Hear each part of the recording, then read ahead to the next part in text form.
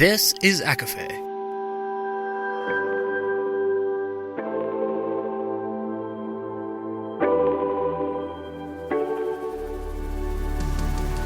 Laura Marie and Jessica Marie proudly present A Court of Fandoms and Exploration, a podcast. Fair warning, everything the hosts say is explicit, full of spoilers and adult content and shall not be used against them. They have opinions. Let's try not to drag anyone for expressing themselves and just have fun for an hour.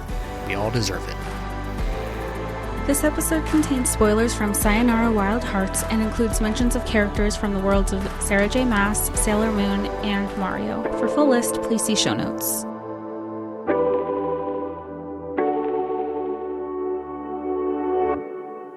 Hi, everybody, and welcome to A Court of Fandoms and Exploration, your weekly deep dive into the YA literature and fandoms that we love. I'm Laura Marie. And I'm Jessica Marie. And I'm today, Sam. No. And today we are welcoming a very special guest and our friend, Sam. Sam, welcome to the podcast. Our friend. Is that what you think of me? I told you that's what we're going to work on. The love of my life. I'm keeping all of this. I hope you know. You can record anything else you want, but this is the best intro that we could possibly have done. We were trying to be professional. We're trying to be very professional because we do not want it to seem as if you did not have to do the work to get onto the podcast and to get this episode made. You absolutely did. Oh, I did a ton of work. I played a video game for like 6-10 hours, really hard. And then you made us play the game before the pitch. It was very Shark Tank of you. It was a lot of work to watch Jess play that game, I gotta say. It really taxed me. Well, not just watch, like you also helped play for me because I was losing hard. I had to step in at some points. Well, thank you so much for introducing what we will be talking about. We are talking about a very special video game that Sam did do the work on, did pitch to the podcast, and really, when I say did the work, made us play this game and then helped us draw our own conclusions and then turn those conclusions into a successful pitch to get this episode made. So, Sam, what are we talking about? So the video game we're talking about today is called Sayonara Wild Hearts. It was released in September 2019, initially on Nintendo Switch, PS4, and Apple Arcade, which is, those are all still ways you can play it. Later it was released for Windows and Xbox. It is what it says on the tin or the online store page, if that's how you buy it, a pop album video game. It's about the length of a pop album. I finished it in 54 minutes. If you're Jess, it'll take probably 3 or 4 hours. Took 2. It's the studio that released it, called Simogo, which is, I think, a Swedish studio. They call it a pop album video game about being awesome, riding motorcycles, skateboarding, dance battling, shooting lasers, wielding swords, and breaking hearts at 200 miles per hour. It's a dreamy trip through a bisexual color palette, synthwave world of blues, purples, and pinks that you traverse with motorcycles, a big old 70s-style luxury sedan convertible, and even a deer. It's a rhythm game that's only maybe 10% rhythm game. It's a 3D arcade racer on rails that you control with a single joystick and a single button. And most importantly, it's a deeply sweet story about love, pain, and forgiveness. And just starting us off here, Sam, is this the type of video game that you have usually played? Not really. You know, when I first started playing video games, it was back in the day. We got a Sega Genesis, and my brother and I would play Sonic the Hedgehog, other sort of 2D platformers. Later got an N64, played a ton of Ocarina of Time and Perfect Dark, which is basically GoldenEye, but better in every single way. After that, we've played Switch, GameCube, the Wii, just generally a whole bunch of different games, but I've never really played a game like Sayonara Wild Hearts before, for sure. So how did you get drawn into this particular game? Like, what about it drew you to it? Honestly, I heard about it on some of the Apple-focused podcasts that I listened to, because when it was released, it was an immediate hit on Apple Arcade, and it got nominated for all sorts of awards. And if you're not familiar with this, Apple Arcade is a service you can subscribe to for $5 a month, or, I promise I'm not advertising this, just trying to give the facts, $5 a month, or it can be included in a different Apple subscription that you have maybe. And I remember hearing about it because it was an instant success. People were just gushing about it, and that kind of stuck in the back of my head. But I didn't have Apple Arcade at the time. Eventually, I went on a long plane trip, and so I subscribed to Apple Arcade. And this was one of the games that I downloaded, and it was just absolutely incredible in every way. Sam, correct me if I'm wrong. This is the game that you played on your iPad on the airplane. Is that right? I did, yes. And it's not the ideal way to play it for sure. You do want to play with a controller, or at least like in a place where you have the room to spread out. Because on the iPad, it basically involves moving side to side on a constantly moving background. But the input method with the iPad, of course, is just swiping. And so I had to swipe, and it was really intense. And I'm sure it made me look like an insane person to the people sitting near me. How many times would you say you've played this game? Because it's definitely one of those that you can play on different levels, and then you always want to go back and improve. And you could also kind of pick it up whenever you want because you play it so quickly. Totally, yeah. I think I've probably played it through 4 or 5 times at this point. Okay. It has, I think, 5 different levels that each have sort of stages within them. And at the end of each level, there's a big boss fight. But you can also play it after you defeat it the first time. You can play through it straight up, where there's no pausing in between levels. I mean, you can always pause it, but it doesn't ever kick you back to like a main screen. It just smoothly transitions from one level to another. And that's called Album Arcade Mode. And it really is just, aside from the loading screens, it's just like you were listening to the album itself. If you listen to podcasts at faster than normal speed, you're going to want to set this one to play at 1x. While I like voice-only podcasts at like 1.5x, music gets really messed up. So just go ahead and set this one to 1x. So we're kind of talking about the game a little bit in like abstract. How about a little bit more in detail? What is this game about? And what is it about the story that made you think that it was a good fit for the podcast? Sure. So it starts off with the narrator, who is a very famous actress, rapper, Queen Latifah. She begins by narrating, "Not long ago, in a town much like yours, there was a young woman who was very happy, until one day her heart broke so violently that her sorrow echoed through space and time. So our saga begins tonight, yet eons ago. Just here, yet light years away." The narration continues after the start screen. "Long ago, a harmonious universe existed beyond ours, and 3 divine arcana watched over it."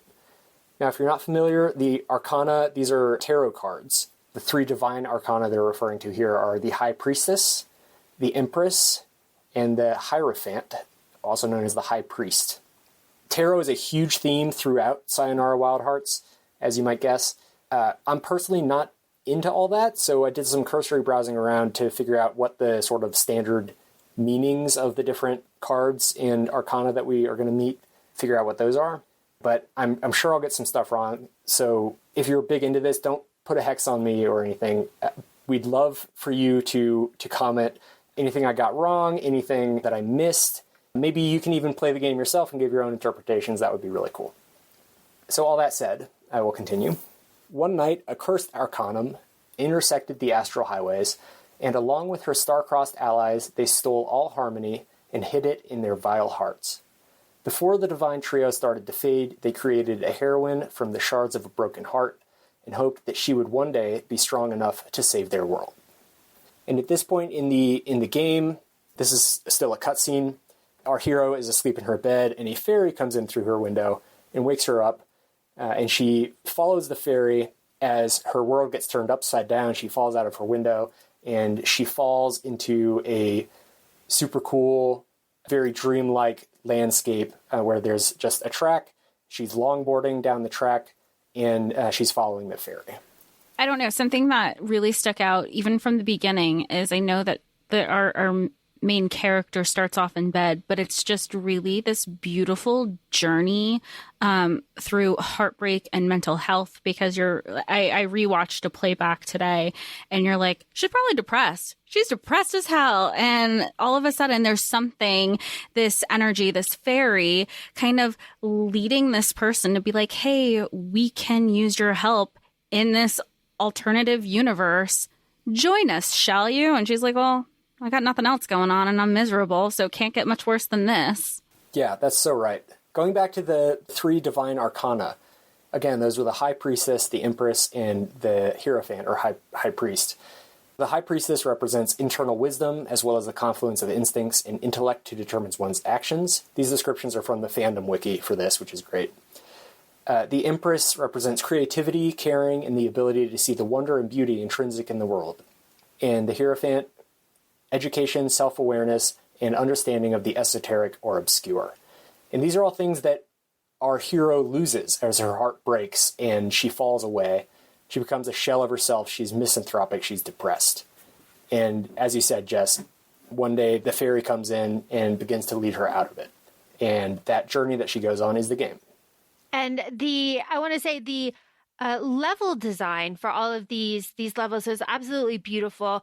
Sam, you mentioned the colors when you were talking about the game a little bit earlier, but I remember playing this the first time and I was shocked at the creativity of every single level and the way that very simple controls didn't take away from anything. I was still very focused on everything that I was doing, and I died a lot, obviously.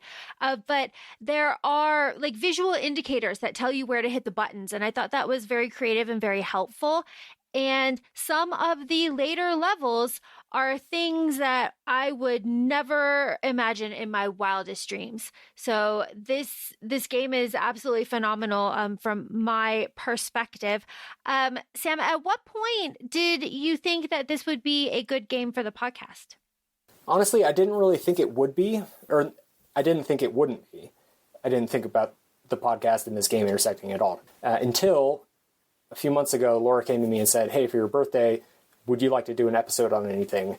And I was obsessed with Sayonara Wild Hearts at the moment. And so I said it without really thinking. And then I realized exactly how perfect it would be. And as we go through the game and go through the plot, I'm sure the reason I thought all that will become apparent. Take us through the plot. So that first level that you land on, you're longboarding down this track. It's Debussy's Clair de Lune is playing. Beautiful, very dreamy kind of track, and it fits with the hero having been woken up in her bed. As Laura said, at this point, there's never an on-screen dialogue explaining what button to hit, which direction to go. As I said, it's just one stick, one button. And so you're following the fairy. The fairy goes left to right. It leads you to collect hearts. As you get hearts, you get points. There are other things that you collect, little diamonds that give you extra points. The more hearts you collect, you get kind of an exponential growth of your points. But, if you miss hearts, it's not a big deal. In this first level, there is no dying. You're on rails. You go left to right, you get the hearts. It's very, very chill. And it's just getting you used to the basics of the game. At the end of this level, our hero reaches out to get the fairy, but misses. She falls off the track, and she lands on a tarot card, the Fool. And she is transformed into the Fool, a spectacular outfit that's got sort of a sweater, and she's wearing a bandana around her neck, and she has a mask on, and she is the Fool, the tarot card. And the transformations are very Sailor Moon-esque. So the first level, as I said, there are 5 levels. These are the 5 cursed arcana that disrupt the universe. The first one is the Devil, which, according to AstroTalk, is the website that I went to for all these sort of tarot interpretations. There's a sense of being constrained by external forces or circumstances that are out of your control, leaving you feeling helpless and victimized. You're making bad decisions out of stress, and you may be getting yourself into more trouble than you need to. So there's always a first level called Heartbreak at the beginning of each of these. And after Heartbreak, you land into the actual world of this devil level. It's called Hate Hell Valley, which is a little bit on the nose, but all the locations in this game have that kind of aspect to them. It's a city that's sort of San Francisco inspired. There are trolley cars around. There are really steep hills. So kind of San Francisco vibes. And you land onto the Wheel of Fortune card, which transforms into a motorcycle. And so you're, as opposed to the previous levels where you've been watching our hero, the Fool, from a third-person perspective, at this one, it's still third-person, but you're right on her helmet, pretty much, or where her helmet would be. It's a much more first-person perspective. It really gives a sense of speed as you go through these roads that are populated with cars and trolleys, and of course, the people we meet at the end of this level, the Dancing Devils. The next stage starts with a big dance battle, which is where the first kind of rhythm component of this game comes in. A rhythm game is one where there's music and you need to tap or press a button, or in the case of like Guitar Hero, like strum a fake guitar, that sort of thing. Sayonara Wild Hearts is the most forgiving rhythm game that I've ever played, because if you are too late, it'll just pause and wait for you to press the button. And if you press too early, you just don't get as many points for it. It doesn't like start over the level or anything. Not to say that it's easy. It's not easy. No, and even like there's certain parts throughout the game where you'll need to press a button multiple times. The screen basically yells at you, like, press it now, and press it a lot of times, but you're not dying in the game either. It's just like, come on, let's get on with the process. We got to keep you moving. Exactly. I think the best word for it is forgiving, and that actually is a pretty important concept in this game. This stage is called Fighting Hearts. As I said, it starts with a dance battle, and then eventually you're chasing the Dancing Devils through San Francisco. And it's all very fun and very, very fast feeling. And I think it's important to note that at this point, the Dancing Devil is just like a group of females. And I mean, I know when Laura and I first started playing, we were like, and if you've been following with the podcast, we're like, what's with the female portrayal? What's with the girl on girl crime? But Sam was very much like, just trust the process. The last stage of the Dancing Devils level is called Begin Again. And the last stage of all of these levels has a song with actual lyrics as opposed to just a really cool sort of electronic poppy beat. All the vocals in the game are by a singer-songwriter named Linnea Olson.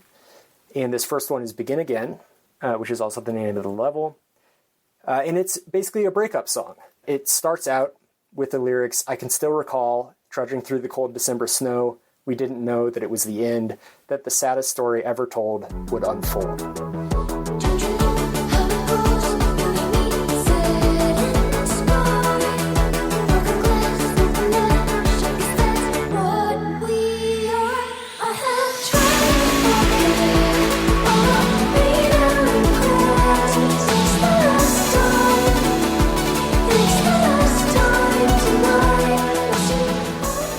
As you might be able to tell, that's just super fun. The transitions there, when the beat drops, it's all a ton of fun. Laura is rocking out every single time she watches me play it.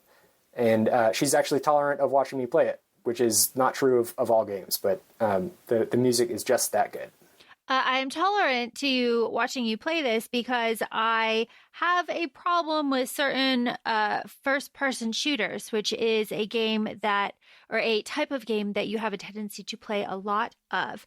This is not that, and this reminds me very much of Asteroid that we played when we were a kid, or in some aspects Tetris. So I very much enjoy watching this game, and of course the visuals and music are absolutely beautiful. And Sam's really good at it, so you're not just like getting frustrated. You're just casually you're watching a pro, and like he might as well just do the demo because like that's what it feels like you're watching. Everything's perfect. Well, and that's a really good point that you bring up, Jess, too, because, Sam, as you said, this game is very forgiving. It is in every aspect, except that the music will rewind and replay. So if you are constantly dying in the same part, you have to hear the same part of the song, and all you want to do is move on. So it is extra motivation. But I would say that's the only consequence to you dying is having to hear the last 10 seconds of a song over and over and over again. But something cool, if you die too many times in the same spot, a screen will come up where the magician card offers to just sort of transport you past that part of the level to the next part. It's a very nice thing for the game to offer that really pissed me off the first time I saw it because it just made me more frustrated, but that's on me. It's subjectively a nice thing for the game developers to include there. Did it motivate you kind of like when you speak a foreign language and then you get English backed? Exactly like that, yeah. It's like, Or when we were whitewater rafting and I got flipped upside down and I just wanted to like go back and redo that section. Same deal. This is all happening as we're fighting the dancing devils one by one on motorcycle back. But at some point the ground splits open and we pursue each of them in the air as opposed to just going left and right. Now it's 2D movement. So we're going left, right, up and down as we're pursuing them and still, of course, trying to collect hearts. Just a really, really fun level. At the end of this, you defeat them, of course. Of course, as you do. And we'll talk about what defeating them actually means at the end. This is what, level, we're going on to level 2 now? What is level 2? Heartbreak 2 level? Very nice. And I will also include a link. So there are various Spotify playlists. There's one. You will also include a link. Yeah. I'm doing the show notes for this one. I don't know if you knew. He doesn't trust us. It's too important. Okay. And Laura just said your friend. We're just friends. Yeah, we're just the professional acquaintances. I'm just the editor. Level 2. All right, so Heartbreak. level 2, it starts off with Heartbreak 2. This is sort of the moon sequence. At the end of Heartbreak 2, you see the moon card. And so the moon, again, according to Astro Talk, apparently tarot cards, when they're dealt, they can be upright or reversed, and they have different meanings, usually complementary meanings. The upright moon, quote, represents your worries and delusions that frequently appear when you imagine dread in the present and the future as a result of previous experiences. You may have experienced emotional anguish due to traumatic memory, and instead of dealing with the feelings, you repress them deep inside your subconscious. These feelings are now resurfacing. It has connotations of bad dreams and insomnia. When it's reversed, the bad effects of these delusions, anxieties, and worry are finally starting to fade. You're overcoming your concerns and fears while also learning how to break free from such restrictive ideas and how they affect your life. So that's what we're hoping for our hero, of course. Of course. So Heartbreak 2, as all the Heartbreaks, it's kind of just a trippy, dreamlike sequence. The next stage is Forest Ghost. Do y'all remember anything about Forest Ghost? I do. It's called the Whoa Whoa Woods level, and this is where the stag comes into play. And I know that is a tarot card, but the first time we played it, I think my first reaction was, Aylin, we're in Terracin! And this is kind of where a lot of book connotations from SJM Universe kind of helped me piece together kind of the underlying tones of the story of heartbreak and things that you're overcoming throughout the process of this game. Very cool. I think I ran into a lot of trees here. Yes. So you are riding my first notes were you're riding a cool deer through a forest. The deer is the Emperor card, who represents determination, perseverance, courage, and control both of oneself and one's circumstances. Aylin. It is really hard not to die in this level. There are trees everywhere, but as long as you persevere, as long as you have control of yourself, you can control your circumstances, and eventually you make it to the end of the level where you meet the Howling Moons. Which is Tamlin and Lucian in their masks. Yes. That's how we remembered it. I won't disagree with you. You don't have to. The audience will. Exactly. More directly, they are a group of, I think, 4 women in sort of doggy masks. And they are standing together threateningly on their motorcycles, and they howl at the moon. We move into the next stage, which is called Forest Dub. The Howling Moons drug you somehow. They kind of blow some sort of power at you. You're still on motorcycles at this point. You're not going back to the deer. You're on your motorcycle again. And you're jumping on mushrooms at one point. You're going on bridges. You're dodging trees. But at some point, you have to jump on mushrooms. And my note here was that Jess had a lot of trouble on this area. Jess, do you remember the mushrooms? Yeah, because I also don't pass that level in Mario, too. So I probably handed you... And I think the first time I did what you said, oh, you can skip. And I was like, no. And then I think this was the first time I handed the controller over to you. Yeah. Oh, yeah, I should mention the Magician card, the one that offers to help you skip. You can turn that off. And so I did immediately turn that off, both for myself and for Jess's playthrough. For Jess, because I knew I could just step in and do it. But I wanted her to see the whole thing. Because he's a professional. Exactly. He's a professional in everything he does. I should have been wearing my professional audio engineer shirt that Laura Marie and Jessica Marie got me as friends. And colleagues. Yeah. So after this, we hit the end of the level, and the Howling Moons howl at the moon again, and they turn into robo-wolves, which is kind of a crazy transition. This is the first time we've seen something that, I wouldn't say supernatural, but that dreamlike, right? Something that wouldn't happen in the real world at all. Maybe not the first time, but it's the most surprising so far. We go to the next stage, Laser Love, where the Judgment and Justice cards fall down and they turn into machine guns on the side of your motorcycle. And the wolves are sort of racing ahead of you, and they're dropping bombs, and you have to go side to side and dodge the bombs and or blow them up with your machine gun, which is really cool. Very chaotic. Yeah, my note here is like Galaga on acid.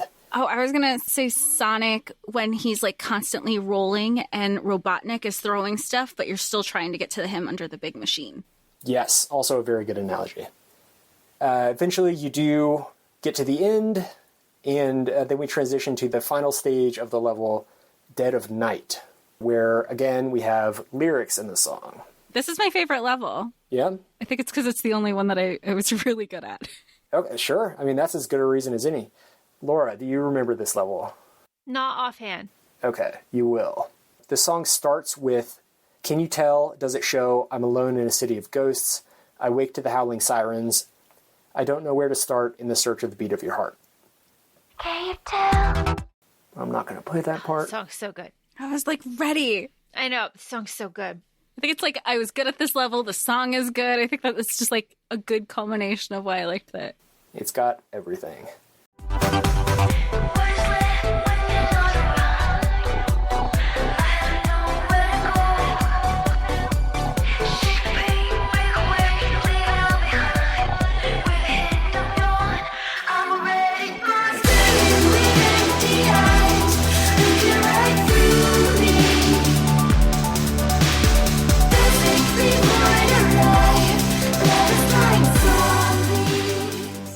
So good. Yeah, so that rules. The Howling Moons jump up into the sky, and when the beat drops, they come back down as this huge mecha wolf. It's shocking every time. It's so cool to see. In case you missed the lyrics, it's, "What is left when you're not around? I have nowhere to go. Shake the pain, break away, leave it all behind. With a hint of dawn, I'm already gone. Staring with empty eyes, looking right through me, perfectly void of life, lovers like zombies." So I think we can say our hero is not doing great emotionally at this point. I'm the only one alive in the dead of night. It's very reflective of the themes of the moon, of trauma and delusion and insomnia. That got so much deeper with that context than I anticipated. Same here. There's another cool mechanic here where the wolves are dropping sort of, I don't even know what they are. They're like spools of something and you have to dodge them. They're also shooting lasers. But the hearts that you're trying to collect this entire time, there are sort of two levels of hearts. There's little hearts and there's big, like hollow hearts. And it's always good to get the big hearts, as you might guess. You get more points. If you move the character side to side to get the big hearts, you end up avoiding the lasers and the spools or whatever. So this is another very subtle thing in the game where it's telling you what to do without actually telling you what to do. So we defeat the Mecha Wolf, and we move on to the Lovers stage, Heartbreak 3, which is the Tower of Lovers. It's a spiraling upward track where you have to dodge huge wheels that are rolling down it. Eventually it transitions to sort of 2D vertical scroller. But I should talk about what the lovers represent. Again, according to AstroTalk, you feel internal strife within yourself. You have to concentrate on defining your personal belief systems and values. It can denote soul and respect. Do you accept and cherish who you are and the value you contribute to the world? It's a signal from the universe that you must refrain from blaming anything around you, as whatever you are facing is a repercussion of your previous deeds and actions. Interesting. Which I think is a good, it segues right into the whole continuous theme of how you're going through each level despite the obstacles that life is throwing at you and throwing at the heroine here. Very true. Yeah, like you are feeling all of these things and you are in this emotional state, but you are actively working through it with all these levels. You are doing the work. Exactly. Looking through these tarot cards, the devil has what appear to me to be pretty negative connotations, both upright and reversed. But the rest of these very often has a negative connotation when it's one way. And then when it's the other way, that represents that you're starting to do what you need to move beyond it, essentially. And so when we get to the end game, it's sort of like we transition to the other way around. Don't spoil the ending. That's a tease. That's not a spoiler. That's a tease. As someone very spoiler sensitive, I'm qualified to make these judgments. Okay, so we go from there to the level Hearts and Swords, which is set in Twilight Cry Sky. Again, you're on your motorcycle. It's a very low third-person view as you have to hit pinball bumpers that turn you. It's very chaotic. Oh, yeah. You're basically going right towards a wall. And you get the Star Sword. Yes. I'm sorry, I'm going to keep throwing in some book references here. We get the Star Sword. Absolutely do. I didn't even know that was a reference, but it is a sword. It's got a big star. It's also very Sailor Moon. This was the point. I think Laura might have been in the other room at this point, and I paused it and brought her in to show her, like, isn't that so Sailor Moon? And she said, it really is. So that's at the end, in sort of the middle of the level. We meet the antagonist. She's wearing this mask that's split down the middle, black and white. It's very yin and yang. She throws the sorcerer card at us that turns into the Star Sword, which I have in my notes. It just says turns into a rad sword, which is also true. At the end of the level, we have a sword fight. There's a rhythm aspect to this. In these rhythm parts, it's basically showing an icon, and it's got concentric rings around it. And when the rings hit the icon, that's when you have to hit the button if you want a perfect score on And when I say these rings, these buttons, these icons, all of these things are neon, they're pink, they're purple, they're blue. Everything is incredibly like vibrant and colorful and really beautiful and a visual treat. Yeah, and I think maybe what we'll do in the show notes is the viewing link that we watched or whatever also. So people, if it's nice to just like have on the background, or if you just kind of want to vibe out and chill however you want to, and see after watching it, if you're like, oh, I could play this. Oh, I could do this. Totally. Yeah. We should have plenty of links with like playthroughs, and I'll probably even use some album art within the podcast. So if you're using a good podcast client, then you should be able to look at your phone or whatever right now, and it'll show you a picture of the rad sword that we use to cut our antagonist into two different people. They are wearing black and white masks, and these are introduced as the stereo lovers. Sam, is this one of the hardest levels for you? Yes. This next one is one of the hardest levels. It was nearly impossible swiping on my iPad on the plane, but it is one of the highlights of the game, and with a controller, it's just absolutely mind-bending. Jess, do you remember this one? Yeah, it's the one that I almost threw the controller and then I just aggressively handed it over to you. It's kind of like how Sam said previously, at the end of the previous level, there is an antagonist that the main character is fighting, and that main character is split into two, the yin and yang. And think of it as this, as you transition into this next level, they're giving you two, I want to say like maps, but that's not what I'm thinking of. Like you're getting two worlds at the same time that are the opposite of each other, and you're trying to navigate it. Once you pick up, like, it's a pop music album game, so you're trying to figure out the rhythm, the timing, and seeing how your position will switch on the course of this level, so you're not dying, basically. Exactly. This level, I don't know if I mentioned it, it's called Parallel Universes. So, yeah, the way you described it as two different worlds is exactly right. And I'll just play a little bit of the intro music here.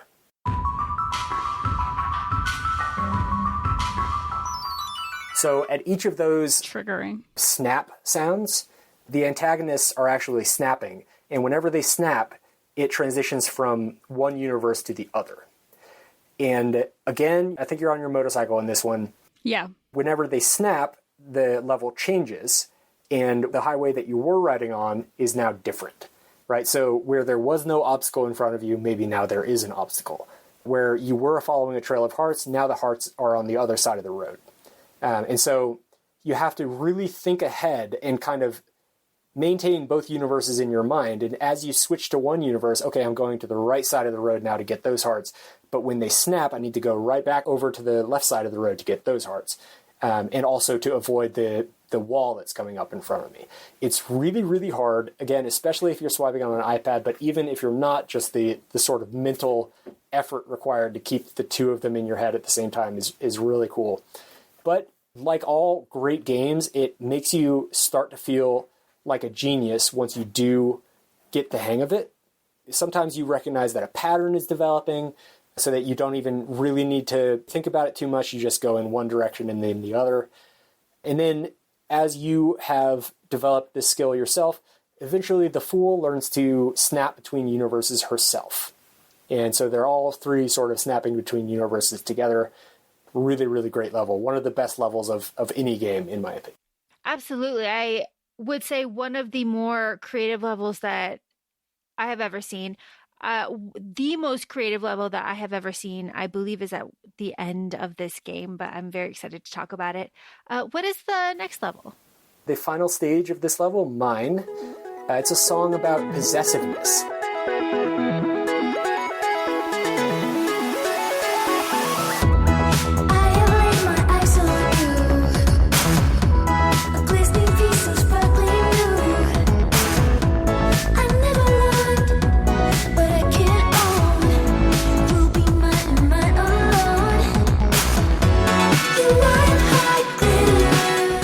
So I think this is the... Go ahead. Oh, I was going to say, it reminds me of Passion Pit. It's like this indie band from forever ago. But it's just now that I'm realizing, Sam, that you're bringing it up, that every song at the last level of each stage is a song with lyrics that ties into where the main character is in the healing journey. And I didn't realize that till now. Exactly, yeah. And some of them tie in with the tarot themes. This one is the first one that doesn't. I've never really been good at like finding deeper meaning in things, so maybe there's something I'm missing. But it doesn't really fit in with the themes of Welcome to the internal podcast. strife and yeah, exactly. I'm a very literal person, so it doesn't really fit with the tarot themes, but it does fit well with the sort of thing that might lead to, contention within a relationship, could lead to a relationship breaking down, could lead to a relationship never getting off the ground. If you, I have laid my eyes on you, a glistening piece so sparkling new. I never want what I can't own. You'll be mine and mine alone. Like, slow roll a little bit. The level itself is fantastic. The stereo lovers have giant swords that they swing at you and they crush the highway in front of you. You're fighting them off with rhythm beats. Eventually the swords rain down in beat with the music and you're dodging them. And it's very chaotic. But as you get through it, you end up defeating them, of course. Of course. So from there we go to the Hermit stage. The Hermit is a tarot card where when it's upright, it means take some time to be alone and rediscover who you are.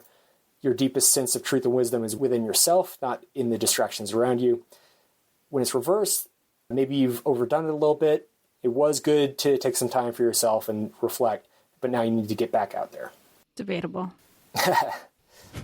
So we go, after the Heartbreak level, we go to Night Drift, where you are in a big Cadillac-looking car, which is the Chariot card. You're in the Desert of Doubts, sort of an outskirts of Las Vegas kind of vibe for this one for me. Do y'all remember this level? I do, yes. Does the rear view mirror play a part in this? Not that I remember. No, I swear it does. Isn't it near the end? Because the way I saw it is like you're in a car, you're cruising, you're going through the healing journey, you're on your next adventure, and then towards the end of this level, there's the person with the VR thing or the rear view mirror. Like, that is another level that's very much like, what was that game in the 80s? Like Invader something? Like Space Invaders? Yeah, that's kind of what that next level at the end of this one reminds me of. Exactly, yeah.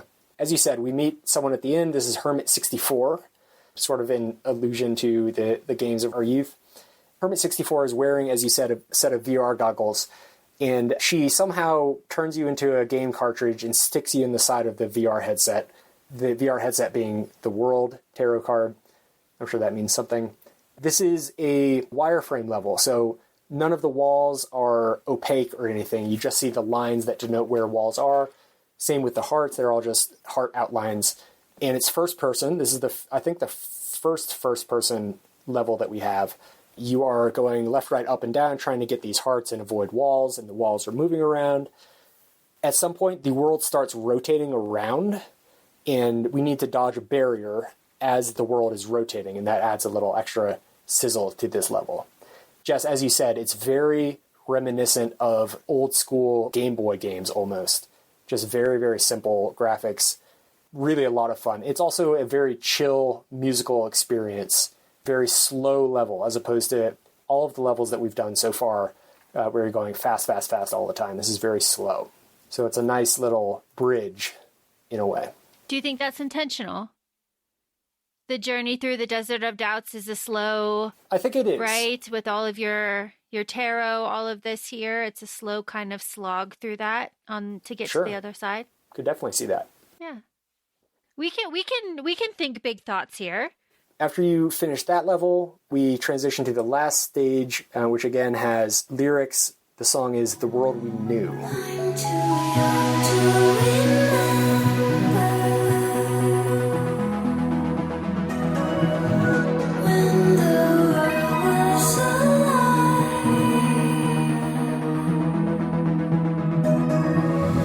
I'm too old to start changing.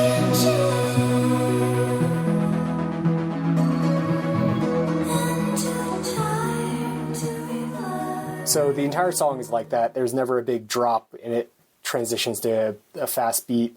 It's very relaxing music-wise. The level itself, it's 2D. You're going left, right, up, down. You're dodging.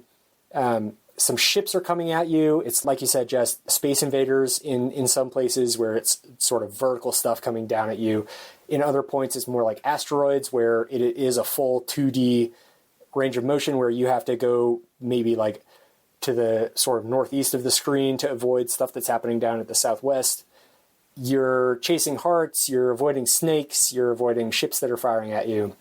At some point, the Fool starts firing herself. You're just piloting a big wireframe depiction of her head, and she starts to fire back. The song calls back to that first lyrical song again, Begin Again. There are a few lyrics that reference that song again. And sometimes the game like zooms out somehow, and so you're not just looking at the video game level, but you see the outside of the headset with Hermit 64's face, which I thought was a really cool touch. This is the most creative game level that I have ever seen in my life. It is absolutely astonishing to see the point that Sam's talking about where they zoom out and you can see the level, and I believe like the neck and like kind of shoulders too at some point. Everything is, neon pink and purple and blue, and it is a visual just feast. But it is so creative because the head is also like kind of moving around a little bit. So you have to stay focused on what's happening inside the like headset goggles. It is astonishing, and something that even if you don't play the game, watching this level is something that will change the way I think that people would think about video games, because this is an arcade type video game. I don't know if that has been mentioned previously. Yeah, and just the way it transitions among different sort of arcade styles is really, really cool. Yes, absolutely. Absolutely. I love it. I love this level. I couldn't do this level. Is this your favorite level, Laura? Yeah, but I can't play this level. There's just too much going on for me to like really focus. And I do think that's something to be said as well. There is a lot going on in a lot of these different levels visually, and you have to do a lot. So if you are prone to like light sensitivity or like seizures or something, this is not the game for you. Yeah, that's probably a good thing to mention. So yeah, thanks for bringing that up. Okay, so after this level, we go to Heartbreak again. We're a ship. There's like a rolling ocean. We're avoiding whirlpools. It's kind of hard to control the ship. That might be metaphorical for something, I'm not sure. This is the Ocean of Death. There's the Star tarot card that shows up. At the end of the level, we hit the Death card. So reversed, the Death card can indicate that you're about to go through a significant transformation, but you're rejecting it. You could find it challenging to let go, or you might need help with how to implement the necessary adjustment. You still hold negative perspectives from history that might obstruct a fresh chance. When it's upright, the death card represents the end of a significant phase or element of your existence that you recognize as no longer functioning after pausing and reflecting, with the Hanged Man card, allowing room for something far more precious and important. Any change in your life should be embraced as a beneficial, purifying, transformative force. Wow, that's very deep. That is very deep for right here. Yeah, and there are sort of reflections of this throughout the level. We start with Transonic Gravity. This stage, we meet Little Death, this character who I described in my notes as Little Lady Fauntleroy-looking ass. She's just a little girl, seemingly, page boy haircut, very old-fashioned blouse, but still somehow threatening. We're in Love Dead City for this. We're on motorcycles. You have to hit sort of fence post looking things that are like these vertical things sticking up out of the track. And when you do that, it flips the track over. And so if you want to get all the hearts, you need to hit the right ones at the right point so you can get the hearts that were on the ceiling, flips over. Now you're driving on it. The pinball bumpers show up again where you have to hit them. It turns you 90 degrees. At the end of this, the Little Death throws the Hanged Man card, and a hole opens up and flying skulls come out of it. These flying skulls are the hate skulls from the name of the next level. Do y'all remember anything about these levels? I don't know. I'm drawing a blank on this one. Oh, I have that the skulls had bat wings. Our heroine main character is in her favorite Archeron era with her bow and arrow, and we meet the Surreal at the end. Because they have a skull mask and a scythe. I'm telling you, I drew it all back to like SJM this whole game. I'll take your word for it. We start with the Temperance card, which, as you said, becomes an archer's bow. This is the Hate Skulls level. And so in this level, she's in her Archeron era, you said? Yeah. You're moving the reticle around the screen to target the skulls, which are flying all around. You target a few of them, and then once you stop targeting for a second or two, the Fool fires and destroys the skulls. The more you get in a single go, the bigger points you get. There are some segments where it's like a low angle, just shooting like you were in the Wolf level, just shooting out of your motorcycle, and then you go back to the bow and arrow. If anyone has played Rez, this has been compared a lot to the PS2 game Rez. I never did, but yeah, it's that same mechanic where there's this reticle that you control that goes around the screen. It targets things and then fires for you. So again, this is a shooty level, but it's not a shooter, if that makes any sense. You really are just targeting things, and then the firing happens automatically.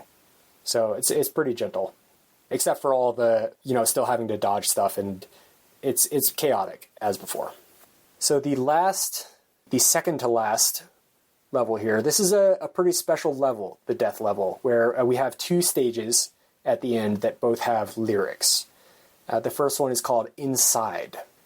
To me, this song is all about the beginning of a new relationship where you're infatuated, you just want to talk for hours and hours, no matter how late it goes. I never realized the lyrics, like how, one, that some of the songs had lyrics and at which point that they were being exposed in the game, and then how significant the lyrics are to where we are at the game. Because we're at the tail end of this by now. Yeah, exactly. We're in the second to last stage of the game. So yeah, the lyrics all about new experiences, inside jokes together, getting tongue-tied around the person, and I'll play a little bit of it.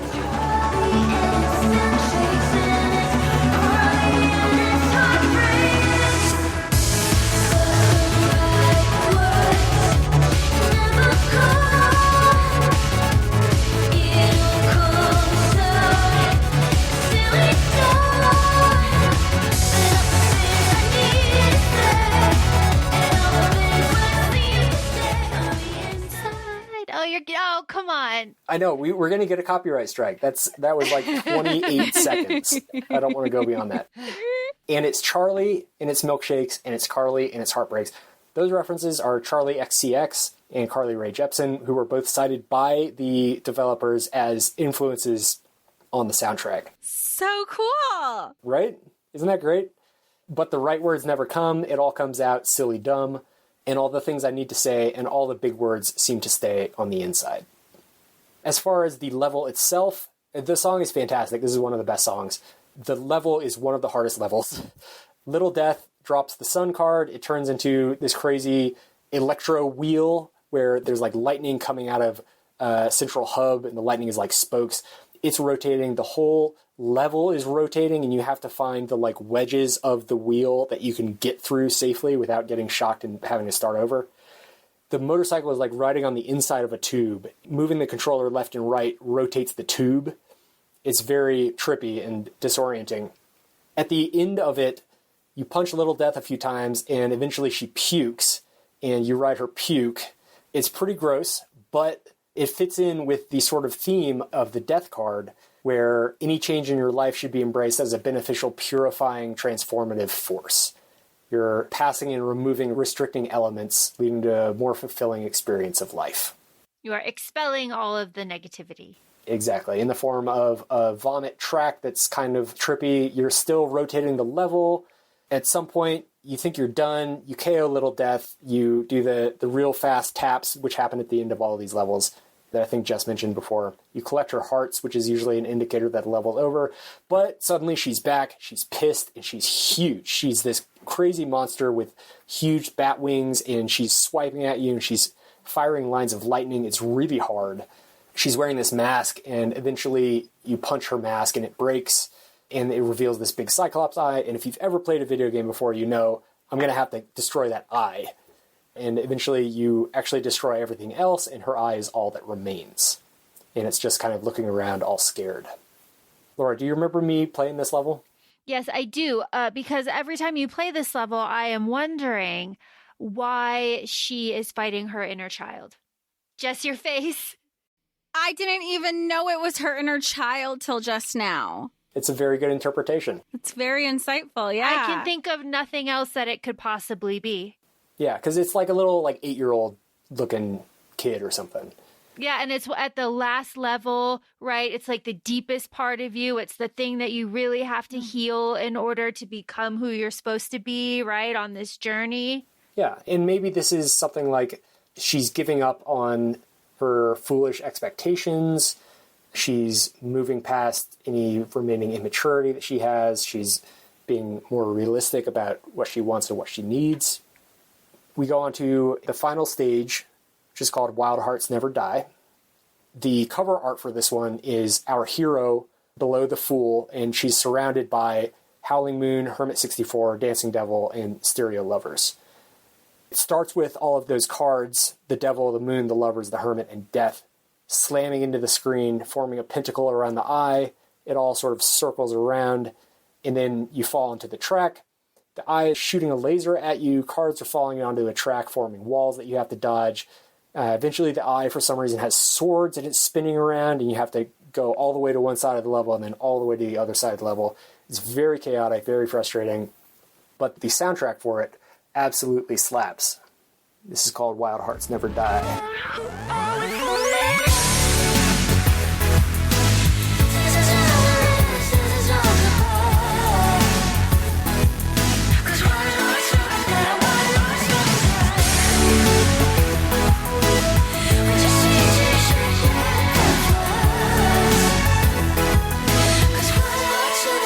So this is where our hero starts to become triumphant. Those lyrics, in case you didn't hear, come on, who are we fooling? This is not how it ends. This is not goodbye, because wild hearts never die. We're just changing our shape like butterflies, because wild hearts never die. After this level ends, it's very triumphant. One by one, the Fool turns into the other antagonists, and we replay the levels as before, but the other antagonists don't look like themselves. They look like our hero. And she chases them and reaches them at the end of each chase. You do the very fast tap maneuver again, and the hero kisses our Fool antagonists. And so I should say we are actually playing as our hero now, not the Fool, but our hero with her short hair and sweater, and she's on her longboard. As I said, the hero kisses the Fool antagonist. She's, in my reading, she's realizing that these forces she thought were external forces were really negative emotions and self-thought that she had inside herself, and she's forgiving herself at a fundamental level. It's really a game about love, not just romantic love lost, friendship love lost, but also, losing your self-confidence, losing love in yourself, and eventually learning to forgive yourself. And so just like the game is very forgiving with the player, we learn to be forgiving of ourselves as well. And I saw a quote that said that this is a lesbian Sonic the Hedgehog. It's got very strong queer vibes for sure. And the game creators did say that creating a game explicitly queer was not the intention. They just wanted to create a game that was inclusive and different from the male-centric games that were popular in the past. So at the end of the game, I remember when I was playing, I was like, wait, that's me. And you were just like, yeah, and then you realize that it was never like this girl-on-girl female betrayal vibes. It was you fighting different versions of yourself. And like Sam had said, like accepting those different versions as well. And there's so many different things that can play into that factor between forgiveness and loving, and also realizing that who you were at the beginning of the game, and after all of the trials and tribulations and obstacles that you continue to drudge through, you're also still a different person, and you can still love the past version of you as well. Perfectly said. At some point, you turn into a dragon, and the narrator says, "From the shards of your broken heart, the real heroine has risen. You have restored the lost harmony of our world. Now you must go and find harmony in your own. Sayonara Wild Heart." You kiss the dragon, it turns into the fairy, and you're back in the Clair de Lune level. Not long ago, in a town much like yours, there was a young woman who fell out of love, asleep, away. For years she fell through spirals of sadness and anger until she could not fall any deeper and fell right back into her groove. Queen Latifah really puts a lot of sauce into her groove there. It's really great. The hero flies in through her skylight. She's playing the guitar. She has long hair for the first time in the game. I don't know if that means anything. It transitions into the last song, which is called A Place I Don't Know, which is a very nice sort of acoustic guitar piece as the credits roll. And that's Sayonara Wild Hearts. Now, Sam, I know firsthand that you have shared this game with a lot of different people since you have played it, and you have gotten different responses from people. Do you think that your love for this game makes you see it in a different way? Or is there a reason that you think maybe other people haven't been as receptive as we were? They're wrong. Well, yeah, obviously. Goes without saying. Yeah, I don't know why this hit so hard with me. It's really, as you were saying before, it's really not something I would typically play. I do listen to this kind of music a lot. This is very good, like, pump me up afternoon music, I think, for a lot of this. But yeah, I really have no clue why it hit me so hard. It, like, honestly, it gives me chills in some points. I don't know. It just feels like a really important game.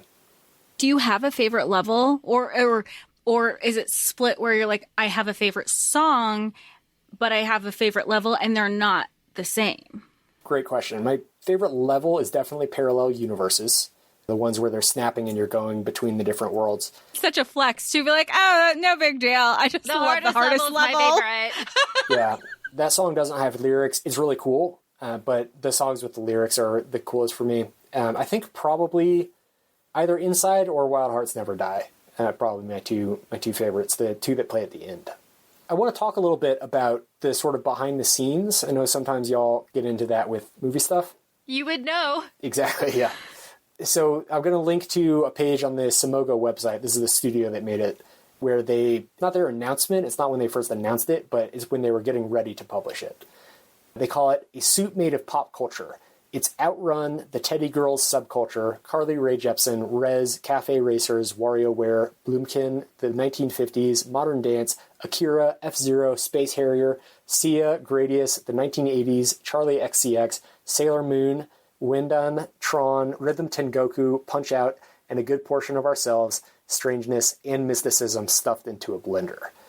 And I couldn't think of a better way to describe all the different influences that this game takes. Absolutely. That really sums it up. Tron identified something that I had been lacking. That was like a missing piece trying to describe this. So that was very helpful. The light cycles in Tron. Yeah. Very strong influence on the sort of moto battle that a lot of the levels take. And the culmination of all of those things, as chaotic as the game can be, it's still so cohesive.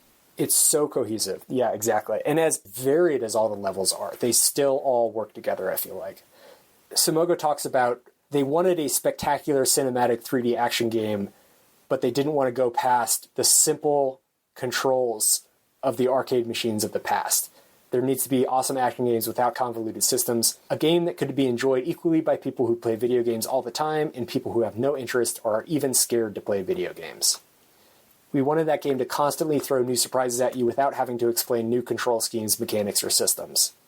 As someone who's played a lot of video games, I might not be the best person to evaluate that, but what did y'all think about how well they were able to introduce new mechanics without an explicit sort of like tutorial level? I personally thought it was a resounding success. The only thing that I think would detract from somebody not being able to pick this up quickly is if you have a light sensitivity and you are unable, or color blindness, and you are unable to determine exactly what they're telling you to do with the lights and buttons and things. I think that might present a challenge for somebody, but for me, I loved it. Yeah, and for me, like, I know we have our video games episode, Laura. I think it's known that I'm not a huge video game person. It's really just kind of party games. And I think this is a perfect introduction if you are intimidated by video games, or if you used to play when you were younger. Even though it's one player, when we played together, it still felt like a group activity. I mean, granted, yes, I handed off the remote a lot of times, but even if I didn't, like Laura said, like, she can just enjoy the music. She can watch you play the game. Like, I think that you're still kind of cheering each other on, whether you do it by yourself or you do it in a group. You're kind of excited for everybody to kind of partake in each level. Yeah, I think it really is a fantastic group game because the levels are basically the length of a song, right? They're 3 or 4 minutes long, depending on how many times you die, of course. If you're in a group, people can either switch off or, like, you know, you just played Parallel Universes, I want to take a shot at it. You can just give the controller back. If you're not playing on album arcade mode, you can't just go back to the previous level and do it. Like, see if I can get a better score than you. You can hand off when you're having trouble to someone else who might be able to take a shot. I think there's also still like a lot of intimidation when it comes to having games that are online with, like, I say strangers for lack of a better word, but you don't have that factor either. Like, you don't have to be online. I mean, maybe if you have to download it that way, but that's also, I know we talked about it in our previous episode for the gaming, that is a big intimidation factor for people trying to be introduced back into gaming. And I think it's a great starting point. And I also want to say that Queen Latifah, her contribution to this game as the narrator really does kind of bring everything together and really kind of solidifies everything, because you're out, you're doing all these levels, everything is neon and fast, and the music is like really pumping, everything's amazing. And then Queen Latifah kind of cuts through all of it, and she, gives you the story, she gives you what's going on, and she kind of slows everything down. The music slows down when she talks, and it gives you a very beautiful story that you are able to revisit, because, Sam, as you said, the game gives you options to play different ways. So you can keep playing this game forever. Yeah, pretty much. What I'm doing right now in the game is going back and trying to get, I think I mentioned there are these diamond bits that you can collect, 3 or 4, something like that on each level. Trying to get all of those, trying to maximize my score. So there are these different ranks that you can get. There's no rank, then bronze, silver, gold. So I'm trying to get gold rank on all of them, get all of the diamonds. And then after that, there are these zodiac riddles where it's kind of a short sentence that cryptically, or sometimes not so cryptically, explains some kind of achievement that you need to get. And sometimes you won't even be trying, and then at the end of the level, it'll say, you got the Dark Leo achievement, and so you go back and see what that was. So after I get gold on everything, then I'm going to try I'm probably just going to look them up rather than trying to interpret and guess. Because even once you know what they are, a lot of them are just really hard to accomplish anyway, so that'll be the challenge. Speaking of Queen Latifah, it's a pretty funny story about how she came to be involved. So Simon Flesser, one of the co-founders of Simogo, was talking with Nathan Gary from Annapurna Interactive, who's the publisher of this game, publishes a ton of great games. They're one of those publishers where whenever I see they're involved, I'm interested in the game, sight unseen. So they were talking, and Simon jokingly suggested Queen Latifah as the narrator. He says he had just come back from the bar, he was kind of drunk, and then 2 weeks later he gets a call from Annapurna saying Queen Latifah will be available to record tomorrow. That's amazing. Well, and that's typically how it works. Like with people's availability, they're like, hey, can you do it tomorrow? If not, you're losing this. And people, you rush around. Like, it's crazy on the back end of things. And you're either like, yes or no. And usually it's yes when it's Queen Latifah. Of course, yeah. You're not going to say no to Queen Latifah. At some point, speaking of the musical artists involved here, before they even, I guess like in the middle of when they were developing this game, they approached the vocalist, Linnea Olson. She played at a record store near them. They said, hey, get in touch if you ever want to make music for a video game. And then a year later, they were starting to look for a vocalist for their first song of the game, and she emailed out of the blue saying, hey, let's do something. That was just kind of fate there. And yeah, as you've heard, her vocals on this game are so, so good. Apparently, the pop music was not the first thing that they developed. The first few games they did as a studio were kind of slow, story-based games. They wanted to do something really fast. And so they were just developing that, and then one day Simon says some energetic electric pop music was on in the background, and it matched up perfectly with the gameplay, and so that's how they decided to go that direction with it. And I think it works great. It does work great. You can tell the quality of this project is so high that you can tell that there was some sort of like meant to be aspect in it. It is just too good. Sam, do you have more points? That's everything I had. I'll link to a few media pieces on this. About the soundtrack, Kotaku wrote, Sayonara Wild Hearts original soundtrack is basically churches from a parallel universe, which I thought was very funny. Did y'all have any other thoughts? I was reading some articles about how this game could be kind of a reflection of, like I said earlier, like the queer journey or the journey of a trans person. I have 5 articles kind of just talking about that and how people will see themselves in this game and they haven't seen themselves in other games. The main character, has short hair and is not in revealing clothing. This is not like a, bikini armor situation. It's not that at all. So it is very comforting, family-friendly game that you can play no matter what, age appropriate. Very accessible to people, as we mentioned. So kind of just lovely all around on all fronts. And something I want to mention, something that I never would have picked up in my entire life had it not been for you, Sam, which is, upon reflection, shocking because this game fits the aesthetic, fits the vibe, fits everything for myself and the podcast. So thank you very much for bringing this to my attention, our attention, the pod's attention. Yeah, happy to. Thanks for having me on. Love talking about it. If any of y'all are interested in playing, as I said, it's available on pretty much all the video game platforms. One thing you can do, if you've never subscribed to Apple Arcade before, I think you get a free month when you do it, and that's plenty of time to play this game. If you have, it's just $5. Absolutely worth subscribing for a month to play this, and then play some other stuff like Ridiculous Fishing has come out on Apple Arcade. That's getting rave reviews. Again, not sponsored. Yeah. Again, not an ad. I get no money for this. I wanted to offer to pay for like the first 5 people who messaged y'all if they wanted $5 for Apple Arcade for a month, but there are like legal things that we would need to handle, and so I'm not going to bother with that. So it's the thought that counts is what I'm going to say to everybody. Good intentions, good intentions. Jess, did you have final thoughts on this game? I just love how symbolic and deeper that this video game is. It ties into kind of the theme that we talk about with books in general and revisiting things as adults that you might not have picked up when you were younger, or you might not pick up when your first exposure of things. I mean, even something as simple as when you're going through the hearts and there's different, you have like different size hearts for different points.